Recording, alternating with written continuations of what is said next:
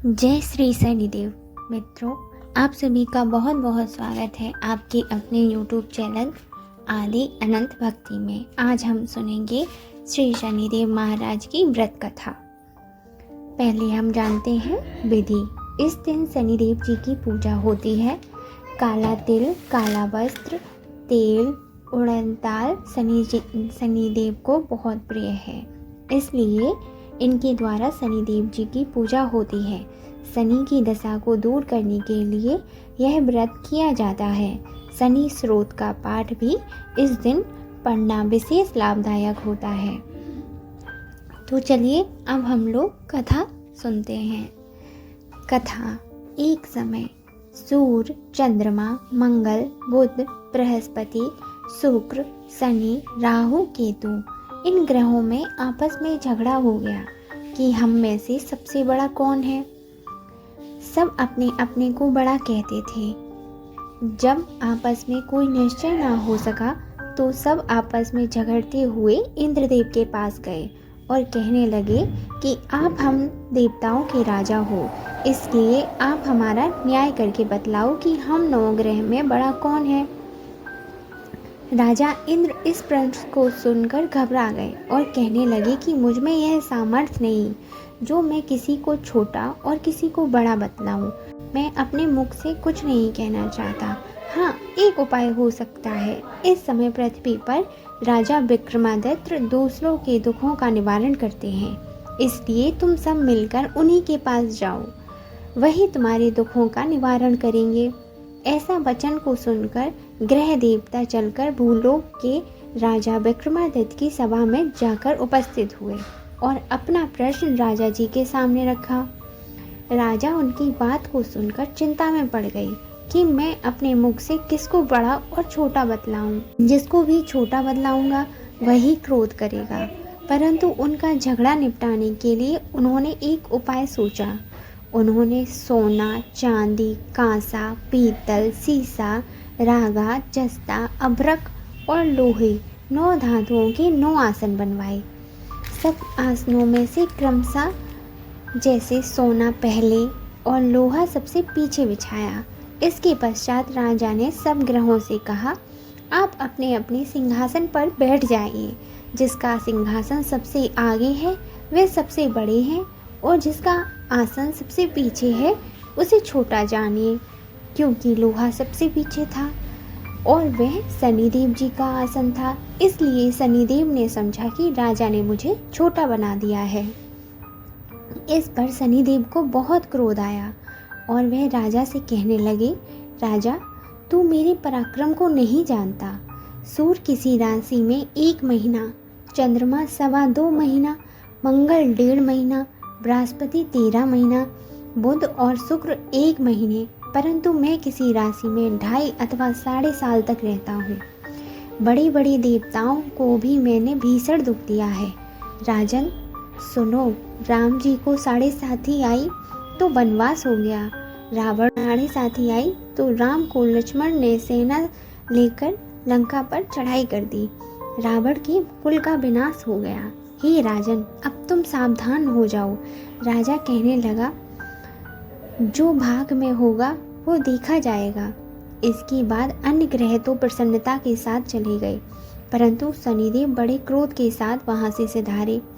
कुछ काल व्यतीत हो जाने पर जब राजा को 7.5 साथी की दशा आई तो शनिदेव जी घोड़ों के सौदागर बनकर अनेक सुंदर घोड़ों के सहित राजा की राजधानी में आए। जब राजा ने घोड़े के सौदागर के आने की खबर को सुना तो अश्वपाल को अच्छे अच्छे घोड़े खरीदने की आज्ञा दी। अश्वपाल ऐसी अच्छी नस्ल के घोड़े देखकर और उनका मूल्य सुनकर चकित रह गया। उसने राजा को तुरंत खबर दी। राजा ने उन घोड़ों को देखकर एक अच्छा सा घोड़ा चुनकर सवारी के लिए राजा चढ़ गए। राजा के घोड़े के पीठ पर बैठते ही घोड़ा जोर से भागा। घोड़ा बहुत दूर एक बड़े जंगल में जाकर राजा को छोड़कर अंतर्ध्यान हो गया। इसके बाद राजा अकेला जंगल में भटकता फिरता रहा। बहुत देर के पश्चात राजा को भूख और प्यास से दुखी होकर भटकते भटकते एक ग्वाले को देखा। ग्वाले ने राजा को प्यास से व्याकुल देखकर पानी पिलाया। राजा की उंगली में एक अंगूठी थी। उसने उसे निकालकर प्रसन्नता के साथ ग्वाले को दे दी। शहर की ओर चल दिया। राजा शहर में पहुंचकर एक सेठ की दुकान पर जाकर बैठ गया। अपने आप को उज्जैन का रहने वाला तथा अपना नाम बीका बताया। ये सेठ ने उसको कुलीन मनुष्य समझकर जल आदि पिलाया। भाग्यवश उस दिन सेठ की दुकान पर बहुत अधिक बिक्री हुई। तब सेठ ने उसको भाग्यवान पुरुष समझकर भोजन कराने के लिए अपने साथ ले गया।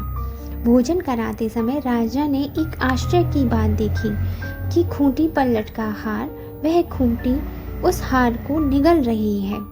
भोजन के पश्चात कमरे में आने पर जब सेठ ने कमरे में हार ना देखा तो उसने निश्चय किया कि यहाँ बीका के सिवा और कोई कमरे में नहीं आया, अतः इसी ने हार की चोरी की है। परंतु बीका ने हार लेने से मना कर दिया। इस पर 5-7 आदमी इकट्ठा होकर उसे फौजदार के पास ले गए।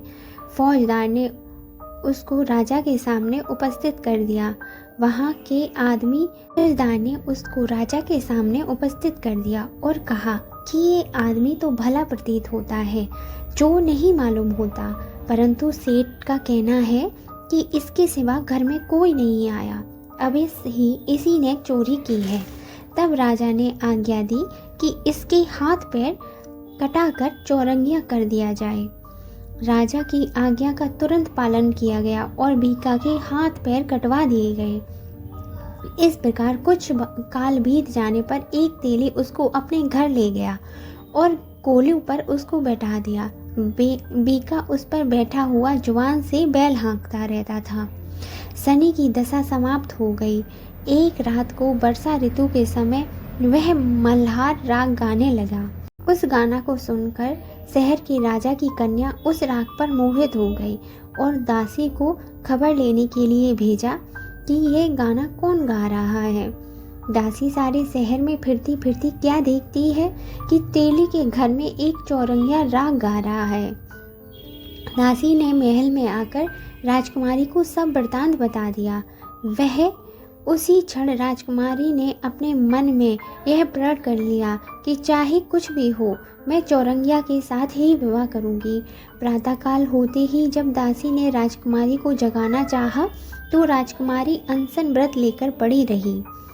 तब दासी ने रानी के पास जाकर राजकुमारी के न उठने का वृतांत कहा। रानी ने तुरंत ही वहां जाकर राजकुमारी को जगाया और उसके दुख का कारण पूछा। तो राजकुमारी ने कहा कि माता, मैं अपने प्राण का त्याग कर दूंगी। मैंने यह प्रण कर लिया है कि मैं तेली के घर में जो चौरंगिया है उसी के साथ विवाह करूंगी। माता ने कहा, पगली, यह क्या बात कर रही है? तुझे तो किसी देश के राजा के साथ विवाह, तेरा विवाह तो किसी देश के राजा के साथ किया जाएगा। कन्या कहने लगी कि माता, मैं अपने प्रण को कभी नहीं तोड़ूंगी। माता ने चिंतित होकर यह बात राजा को बताई। महाराज ने भी आकर यह समझाया कि मैं किसी देशांतर में अपने दूत को भेजकर सुयोग, रूपवान और बड़े गुणी राजकुमार के साथ तेरा विवाह करूंगा। ऐसी बात तुमको कभी नहीं विचारनी चाहिए। कन्या ने कहा, पिताश्री, मैं अपने प्राण त्याग दूंगी परंतु दूसरे से विवाह नहीं करूंगी। इतना सुनकर राजा ने क्रोध में कहा, यदि तेरे भाग में ऐसा ही लिखा है, तेरी जैसी इच्छा हो वैसा कर। राजा ने तेली को बुलाया और कहा, तेरे घर में जो चौरंगिया है मैं उसके साथ अपनी कन्या का विवाह करना चाहता हूँ। तेली ने कहा, यह कैसे हो सकता है? कहाँ आप राजा और कहाँ मैं एक नीच तेली। परंतु राजा ने कहा, भाग में लिखे को कोई नहीं टाल सकता। अपने घर जाकर विवाह की तैयारी करो। राजा ने उसी समय तोरण बंधनवार लगवाकर अपनी राजकुमारी का विवाह चौरंगिया विक्रमादित्य के साथ कर दिया। रात्रि को जब विक्रमादित्य और राजकुमारी महल में सोए थे तो आधी रात के समय शनिदेव ने विक्रमादित्य को स्वप्न दिया और राजा से कहा, तुमने मुझे छोटा बतलाकर तुमने कितना दुख उठाया। राजा ने क्षमा मांगी।